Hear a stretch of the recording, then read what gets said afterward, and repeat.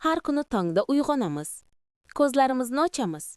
Telefonga qaraymiz. Bir piyola suv yoki choy ichamiz. Kimdir esa bevosita mashq qiladi. Yana kimdir darrov ishga yuguradi. Bularning barchasi odat, to'g'rimi? Ammo bilasizmi? Ayrim odatlar aynan och qoringa bajarilsa, organizm uchun foydadan ko'ra ko'proq zarar keltiradi. Ko'pchilik buni sezmaydi ham, lekin vaqt o'tishi bilan tanamiz bizga ogohlantirish belgilarini beradi. Holsizlik, og'riq, asabiylik yoki hatto oshqozon bilan bog'liq muammolar. Bugun siz bilan shunday odatlar haqida gaplashamiz. Och qoringa qilmaslik kerak bo'lgan narsalar haqida. Balki siz ham ularni har kuni takrorlayotgandirsiz. Keling, birgalikda bilib olaylik. Odam tanasi murakkab tizim. Har bir organning o'z ritmi, o'z tayyorgarlik bosqichi bor. Ayniqsa oshqozon bo'sh paytda juda nozik holatda bo'ladi. Unga birinchi tushgan narsa bu butun kunlik hazm tizimiga signal beradi. Bugun tanaga qanday muomala bo'ladi degan xabar. Shu bois har bir harakat, har bir luqma, hatto ichilgan bir piyola suvgacha ahamiyatli.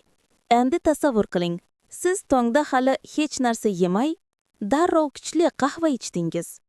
Natijada oshqozon kislotasi ishlab chiqadi, lekin uni neytrallaydigan hech narsa yo'q.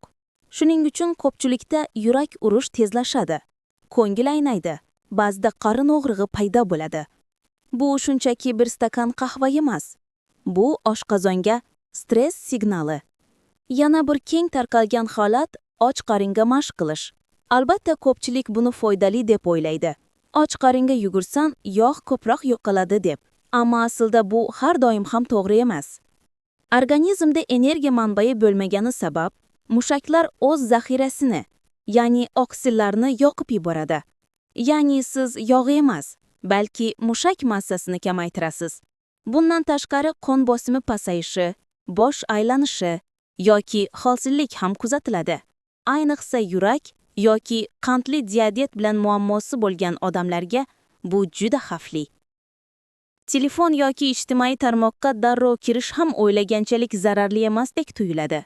Lekin psixologik tomondan qaraganda, och qoringa bu ham stress. Tana hali uyg'onmagan.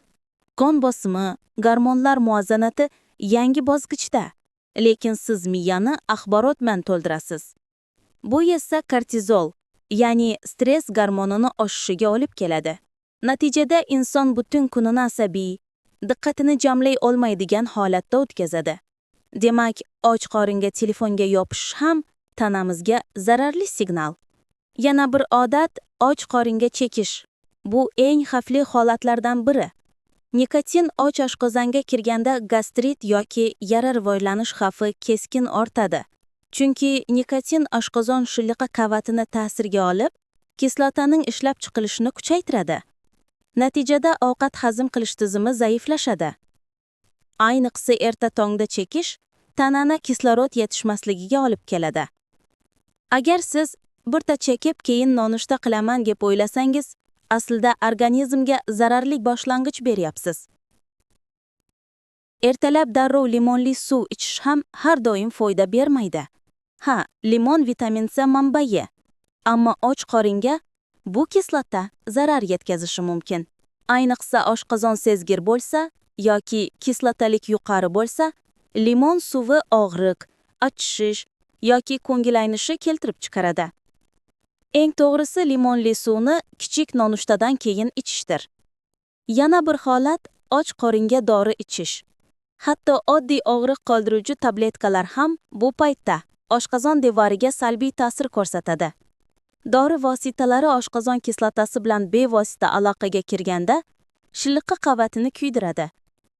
Shuning uchun shifokorlar doimo dori ovqat bilan birga deb tavsiya qilishadi.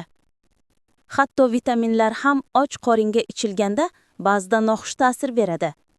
Ko'ngil aynishi, yurak urishi yoki ich ketishi ham bo'lishi mumkin.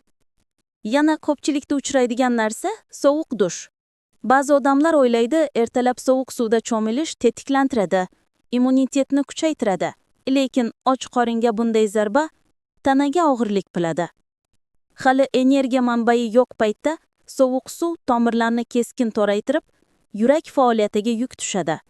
Natijada bosh aylanishi yoki yurak urishining buzilishi mumkin. Sovuq dushni tanaga biroz energiya kirgandan keyin qabul qilish maqsadga muvofiqroq. Ertalab och qoringa nordin yoki achchiq taom yeyish ham oshqozon uchun sinov. Ular shilliqa qavatini bezovta qiladi. Gastrit belgilari paydo bo'lishiga sabab bo'ladi. Ayniqsa achchiq souslar, sirka yoki sarimsoq bilan tayyorlangan ovqatlar bu paytda zararli bo'lishi mumkin. Shu bois nonushtani yumshoq, neytral taomlardan boshlash kerak. Shuningdek, och qoringa spirtli ichimlik yoki gazli ichimlik ichish tanaga haqiqiy zarba. Bular oshqozonni kislota bilan to'ldirib, jigar faoliyatini izdan chiqaradi. Qon bosimi o'zgaradi, yurak tez uradi, bosh og'riydi. Shuning uchun har qanday gazli, shirin yoki spirtli ichimlikni faqat ovqatdan keyin iste'mol qilish lozim. Ba'zi odamlar ertalab och qoringa meva yeyishni foydali deb biladi. Ha, mevalar vitamin manbai, lekin ular ham kislota saqlaydi. Ayniqsa olma, apelsin, anor singari mevalar och qorinda kislotani kuchaytiradi. Natijada og'riq, qorin dam bo'lishi yoki yo'qon ichakda noqulaylik paydo bo'ladi.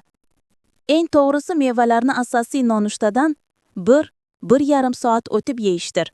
Shuningdek, ba'zi odamlar och qoringa kofeinli energetik ichimliklar ichadi. Bu yurakka zarar. Kofein qon bosimini oshiradi, yurak urishini tezlashtiradi, oshqozon kislotasini kuchaytiradi. Ayniqsa qizlar uchun bu gormonal muvozanatga ham ta'sir qilishi mumkin. Tabiiy energiya olishning eng foydali yo'li esa suv ichish va to'yimli nonushta.